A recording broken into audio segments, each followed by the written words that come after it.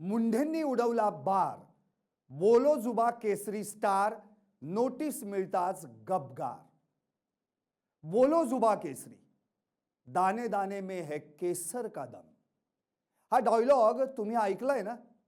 Ajay Devgan, Shahrukh Khan, tiger Shroff टीव्हीवर येऊन एकसारखा हा डायलॉग हाणत बसतात आणि त्यांचे लाखो फॅन्स प्रत्यक्ष पान मसाला गुटखा खाऊन पचापच थुंकत बसतात।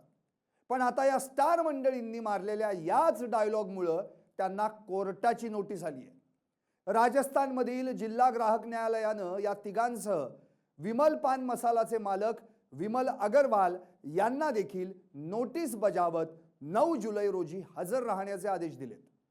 अजय देवगण, शाहरुख खान, टायगर श्रॉफ या स्टार मंडळींना कोर्टानं का बजावली आहे नोटीस? पान मसाला गुटख्याची जाहिरात केली म्हणून की जाहिरातीद्वारे लोकांची दिशाभूल केली म्हणून? पाहुयात नेमका काय आहे हा प्रकार। तुकाराम मुंढेंनी उडवला बार, बोलो जुबा केसरी स्टार, नोटीस मिळताच गपगार। नमस्कार, मी संदीप आणि तुम्ही पाहताय LS मराठी। पान मसाला कंपन्या विविध जाहिराती प्रसारित करून आपल्या प्रॉडक्टमध्ये काय स्पेशल आहे हे लोकांच्या मनावर एकसारखं बिंबवत असतात। उदाहरणार्थ बोलो जुबा केसरी, दाने दाने में है केसर का दम या जाहिरातीद्वारे कंपनीकडून आपल्या पुडीमध्ये चक्क केशर असल्याचा दावा केला जातो। मात्र केशराचा भाव 4 लाख रुपये किलो असताना 5 रुपयांच्या पुडीत केशर कसं येणार?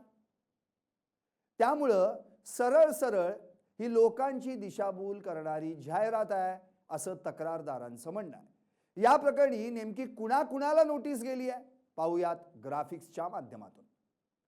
कुणाकुणाला गेली आहे नोटीस? अजय देवगण, शाहरुख खान, टायगर श्रॉफ आणि विमल अग्रवाल। विमल पान मसालाची जाहिरात, राजस्थानमधील जिल्हा ग्राहक न्यायालयाची नोटीस। दाने दाने में है केसर का दम हा दावा खोटा असल्याचा आरोप।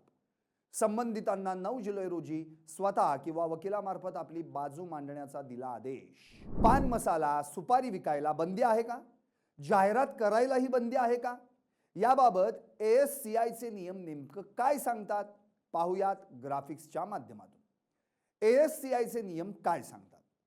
ASCI म्हणजे ॲडव्हर्टायझिंग स्टँडर्ड्स काउन्सिल ऑफ इंडियाच्या नियमानुसार पान मसाला, सुपारी विकायला बंदी नाही, जाहिरात करायलाही बंदी नाही, पण संबंधित प्रॉडक्टच्या पॅकवर कायद्यानं हेल्थ वॉर्निंग छापणं बंधनकारक असेल तर सेलिब्रिटींनी जाहिरात करायची नाही।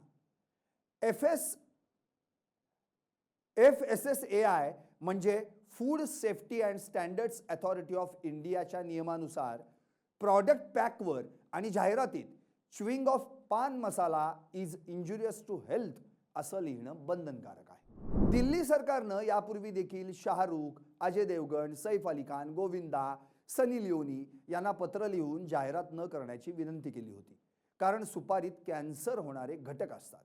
पण जाहिरातीतून पैसे कमावण्याची चटक लागलेल्या या स्टार मंडळींना कुणाच्या जीवाचं पडलंय हो? स्वतः तर खात नाहीत, पण जाहिरातीतून आम्हीही पान मसाला सुपारी खात असल्याचा खोटा आवा आणायचा आणि पैसा कमवायचा हेच यांचं काम। पण एखादाच बच्चन यांच्यासारखा सुपरस्टार असतो जो एखादी जाहिरात केल्यानंतर त्यावर टीका झाली की ही सरोगेट ॲडव्हर्टायझिंग आहे, हे मला माहीत नव्हतं असं म्हणून कॉन्ट्रॅक्ट रद्द करत घेतलेले पैसे परत करतो। अमिताभ बच्चन यांनी कमला पानपसंदची जाहिरात केली होती, त्यानंतर त्यांच्यावर बरीच टीका झाली होती। कॉन्ट्रॅक्ट रद्द करूनही संबंधित कंपनी जाहिरात दाखवत राहिल्यानंतर मग मात्र बच्चन यांनी कंपनीला लीगल नोटीस पाठवली होती। आता तुम्ही विचाराल की हे सरोगेट ॲडव्हर्टायझिंग म्हणजे काय? सांगतो। गुटखा, दारू, सिगारेटची थेट जाहिरात करण्यावर बंदी आहे। मग यातून पळवाट म्हणून जी जाहिरात केली जाते त्याला सरोगेट ॲडव्हर्टायझिंग म्हणतात।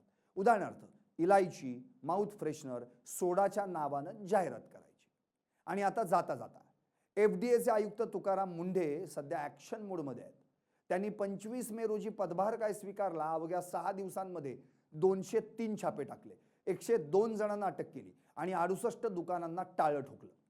लाखो करोडो रुपये घेऊन लोकांना व्यसनाधीन करण्यास प्रवृत्त करणाऱ्या या स्टार मंडळींना एवढाच जर या कंपन्यांचा पुळका असेल तर त्यांनी जे पैसे जाहिरातीतून मिळतात तितक्या पैशांचा केशर पुडीत टाकावा, म्हणजे लोक आनंदानं तरी केशर खातील। 4 लाख रुपये किलोचं केशर 5 रुपयांच्या पुडीत. अहो कुठं हिशोब तरी जुळतो का दादा? तुम्हाला काय वाटतं? कमेंट करून उत्तर द्या. आणि हो, सर्वात महत्त्वाचं, व्यसनांपासून दूर राहा, जागरूक राहा. पाहत राहा LS मराठी.